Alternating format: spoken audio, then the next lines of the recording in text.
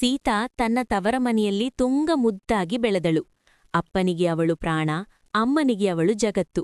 ಮದುವೆಯಾದ ದಿನ ಎಲ್ಲರೂ ಸಂತೋಷದಿಂದ ಕಣ್ಣೀರಿಟ್ಟರು. ಆದರೆ ಆ ಕಣ್ಣೀರಿನಲ್ಲಿ ಸೀತಾಳ ಮನಸ್ಸಿನ ಭಯ ಯಾರಿಗೂ ಕಾಣಲಿಲ್ಲ. ಇದು ಇನ್ನು ನಿನ್ನ ಮನೆ ಎಂದು ಎಲ್ಲರೂ ಹೇಳಿದರು. ಆದರೆ ಅವಳ ಹೃದಯದಲ್ಲಿ ಒಂದು ಪ್ರಶ್ನೆ ಮೂಡಿತು. ಹಾಗಾದರೆ ನನ್ನ ಹಳೆಯ ಮನೆಯೇನು? ಹೊಸ ಮನೆಗೆ ಹೋಗಿ ಹೊಸ ಜೀವನ ಆರಂಭಿಸಿದಳು. ಅಲ್ಲಿ ಅವಳು ತನ್ನನ್ನೇ ಮರೆತು ಎಲ್ಲರಿಗಾಗಿ ಬದುಕಲು ಕಲಿತುಕೊಂಡಳು. ವರ್ಷಗಳು ಕಳೆದವು. ಒಂದು ದಿನ ಸಮಸ್ಯೆಗಳು ಶುರುವಾದವು. ಮಾತು ಮಾತಿಗೆ ಜಗಳ, ಮನಸ್ಸಿಗೆ ನೋವು. ಒಂದು ದಿನ ಗಂಡ ಹೇಳಿದ, ನಿನಗೆ ಇಷ್ಟ ಇಲ್ಲ ಅಂದ್ರೆ ನೀನು ಹೋಗಬಹುದು. ಅವಳು ನಿಶ್ಶಬ್ದವಾಗಿ ನಿಂತಳು. ಹೋಗಬೇಕಾದ ಜಾಗ ಯಾವುದು? ತವರ ಮನೆಗೆ ಹೋದಳು. ಆದರೆ ಅಲ್ಲಿ ಕೂಡ ಮಾತುಗಳು ಬದಲಾಗಿದ್ದವು.